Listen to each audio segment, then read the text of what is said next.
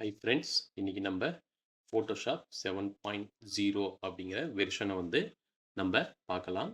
ஃபோட்டோஷாப்பில் இன்றைக்கி அட்வான்ஸாக நிறையா வெர்ஷன் இருந்தாலும் ஃபோட்டோஷாப் 7.0 அப்படிங்கிறது அடிப்படையான ஒரு வெர்ஷன். ஓகேங்களா? ஸோ நம்ம அடிப்படையில் நல்லா கற்றுக்கிட்டோம் அப்படின்னா அட்வான்ஸ் வெர்ஷனை ஈஸியாக வந்து நம்ம அதில் ஒர்க் பண்ணிக்கலாம். ஸோ இதுதான் வந்து ஃபோட்டோஷாப் 7.0 அப்படிங்கிற உள்ளே இருக்கிற அந்த சாஃப்ட்வேருடைய இன்டர்பேஸ். இதில் லெஃப்ட் சைடு இருக்கிறது பார்த்தீங்கன்னா இது பேர் டூல் பார் அப்படிப்பாங்க. இது பேர் ஃப்ளோட்டிங் டூல் பார். நம்ம இந்த டூலை ஒர்க் பண்ணுறப்ப எங்கே வேணாலும் நகர்த்தி வச்சுக்கலாம். இந்த ரைட் சைடு இருக்கிறது பார்த்தீங்கன்னா இது பேர் லேயர் பாக்ஸு. ஸோ இதையும் நம்ம எங்கே வேணாலும் மூவ் பண்ணி வச்சுக்கலாம். மேலே சின்னதாக ஒன்று கொடுத்துருப்பாங்க, இது பேர் ஆப்ஷன் பார் அப்படிம்பாங்க.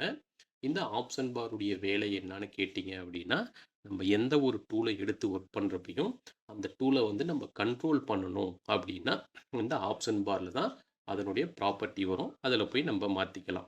இப்போ உதாரணத்துக்கு பார்த்தீங்கன்னா, நம்ம ஒரு டைப் பண்ணுறோம், டெக்ஸ்ட் டூல் எடுத்து டைப் பண்ணுறோம், அதனுடைய எழுத்து சைஸ் மாற்றணும், கலர் மாற்றணும், அலைன்மெண்ட் பண்ணணும் அப்படின்னா இந்த மேலே இருக்கிற இந்த ஆப்ஷன் பாரில் வந்துடும். ஸோ ஃபோட்டோஷாப் ஓப்பன் பண்ண உடனே நம்மளுக்கு இந்த டூல் பார் வேணும். தென் பார்த்தீங்கன்னா டிசைன் பண்ணுறதுக்கு இந்த லேயர் பாக்ஸ் அப்படிங்கிற ஒரு பேலட்டு வேணும். டூல்ஸை கண்ட்ரோல் பண்ணுறதுக்கு இந்த ஆப்ஷன் பார் நம்மளுக்கு வேண்டும். சப்போஸ் இதில் ஏதாச்சும் ஒன்று இல்லை அப்படின்னா நம்ம எங்கே போய் எடுக்கிறது அப்படின்னா மேலே இந்த விண்டோ மெனுவில் tools, options and then layer box அப்படின்னு சொல்லி கொடுத்துருப்பாங்க. இதில் எது ஒன்று இல்லை அப்படின்னாலும் நம்ம இந்த மேலே இருக்கிற மெனுவில் போய் செலக்ட் பண்ணிங்கன்னா அது உள்ளே நம்மளுக்கு வந்துடும். ஃபோட்டோஷாப் அப்படிங்கிறது பார்த்தீங்கன்னா ஒரு இமேஜ் எடிட்டிங் சாஃப்ட்வேர். இதில் நம்ம இமேஜ் எடிட் பண்ணிக்கலாம். இன்றைக்கி நிறையா டிசைன்ஸ் நம்மளுக்கு வேணுங்கிற மாதிரி டிசைன்ஸும் வந்து இதில் வந்து நம்ம பண்ணிக்கலாம். இன்றைக்கி நம்ம ஃபோட்டோஷாப்புடைய ஒரு இன்ட்ரோ கிளாஸ் வந்து பார்ப்போம். ஃபோட்டோஷாப்பில் சில அடிப்படையான விஷயங்களை வந்து நம்ம எப்படி செய்யணும்னு சொல்லி இதிலிருந்து பார்ப்போம். ஓகேங்களா? சரி, ஃபஸ்ட்டு நம்ம ஒரு பிக்சரை வந்து ஓப்பன் பண்ணுறோம். ஃபைலில் ஓப்பனில் போகிறோம். ஸோ நம்ம எங்கே ஒரு பிக்சர் வச்சுருக்கோமோ அந்த இடத்துல ஓப்பனில் போயிட்டு ஒரு இமேஜ் வந்து ஓப்பன் பண்ணுறோம். ஸோ நம்ம எந்த ஒரு பிக்சர் ஓப்பன் பண்ணாலும் அந்த பிக்சர் நம்மளுக்கு அடுத்தது எங்கே ஸ்டோர் ஆகும் அப்படின்னா இந்த லேயர் பாக்ஸில் வந்து நம்மளுக்கு இந்த இடத்துல பேக்ரவுண்ட் அப்படிங்கிற நேமில் ஸ்டோர் ஆகிடும். சரி, இதில் அப்படியே நம்ம ஒர்க் பண்ணலாமான்னா ஒர்க் பண்ணலாம். ஆனால் அது என்ன நடக்கும் அப்படின்னா, இப்போ நம்ம ஒரு டிசைன் பண்ணுறோம், அந்த டிசைன் வந்து நம்மளுக்கு கஸ்டமருக்கு பிடிக்கல அப்படின்னா நம்ம இதில் அன்டூ பண்ணலாமா அப்படின்னா அன்டூ பண்ணிவிட்டு மறுபடியும் நம்ம ஒரிஜினல் இமேஜ் கொடுக்கலாமா அப்படின்னா பண்ணலாம். ஆனால் இதில் அன்டூ பார்த்தீங்கன்னா ஒரு குறிப்பிட்ட லெவல் தான் வேலை செய்யும். அதுக்கப்புறம் அந்த அன்டூ வந்து வேலை செய்யாது. அதனால ஃபோட்டோஷாப் பொறுத்த வரைக்கும் நம்ம முதல்ல என்ன செய்யணும் அப்படின்னு பார்த்தீங்கன்னா, இமேஜ் ஓப்பன் பண்ண உடனே இந்த பேக்ரவுண்ட் அப்படின்னு இந்த லேயர் பாக்ஸில் போயிட்டு இந்த பேக்ரவுண்ட் அப்படின்னு நேமில் மவுஸ் கொண்டு போனீங்கன்னா ஹேண்ட் சிம்பிள் மாதிரி ஒரு சிம்பிள் காட்டும். அது மேலே ரைட் கிளிக் பண்ணிங்கன்னா டூப்ளிகேட் லேயர் அப்படின்னு சொல்லி ஒரு ஆப்ஷன் வரும். மற்றது எதுவுமே ஒர்க் ஆகாது. அதில் டூப்ளிகேட் லேயரை கொடுத்துட்டு ஓகே கொடுத்தீங்கன்னா டூப்ளிகேட் லேயர் ஒன்று கிரியேட் ஆகும். இப்போ என்ன உள்ளே நடந்திருக்கும் அப்படின்னா சேம் நம்ம நார்மலாக மற்ற சாஃப்ட்வேரில் யூஸ் பண்ணுற மாதிரி ஒரு காப்பி பேஸ்ட் ஆப்ஷன் தான் கிரியேட் ஆகிருக்கும். இதை மாதிரி ஒரு சேம் ஒரு இமேஜ் வந்து நம்மளுக்கு கிடைச்சிருக்கும். ஸோ நம்ம மேலே இருக்கிறது டூப்ளிகேட்டு, பின்னாடி இருக்கிறது ஒரிஜினல். இது எப்படி நம்ம கண்டுபிடிக்கிறதுனா இந்த லேயரில் நம்ம பண்ணுற இந்த இமேஜுக்குள்ளே பண்ணுற ஒவ்வொரு விஷயமே நம்மளுக்கு இந்த லேயரில் தெரியும். ஸோ நம்ம இப்போ இந்த இமேஜ் மூவ் பண்ணுறோம். அது எங்கே நடக்குது அப்படின்னு பார்த்தீங்கன்னா பேக்ரவுண்ட் காப்பி அப்படிங்கிற ஒரு லேயரில் நடந்துகிட்ருக்கு.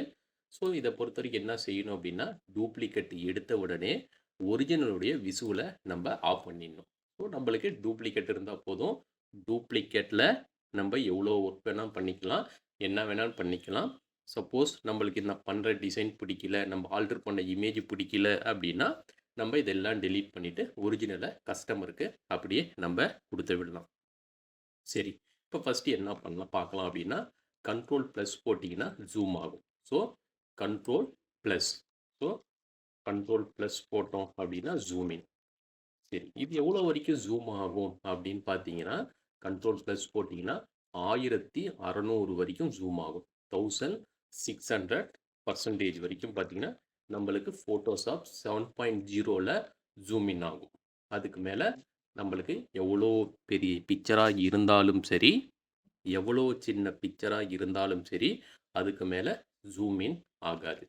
அதே மாதிரி கண்ட்ரோல் மைனஸ் போட்டோம் அப்படின்னா ஜூம் அவுட் ஆகும். ஓகேங்களா?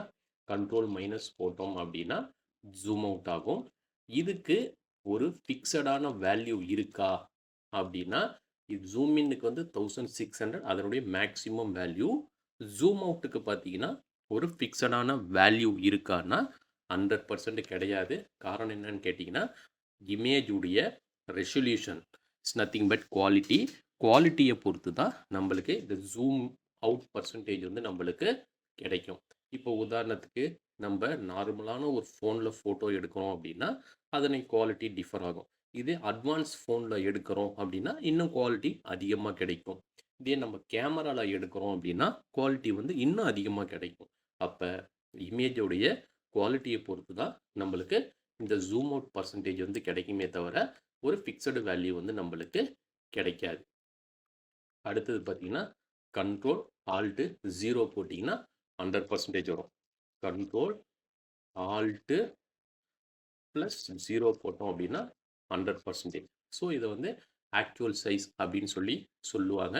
ஸோ நம்ம பிரிண்ட் எடுக்கிறதுக்கு முன்னாடி நம்ம பண்ண டிசைன் ஆகட்டும், நம்ம யூஸ் பண்ணுற இமேஜ் ஆகட்டும், அது பிரிண்ட்டில் எப்படி இருக்குது அப்படின்னு செக் பண்ணணும் அப்படின்னா 100%ல் பார்க்குறப்ப அதனுடைய குவாலிட்டி எப்படி இருக்கோ அப்படி தான் நம்மளுக்கு பிரிண்டிங்கில் கிடைக்கும்.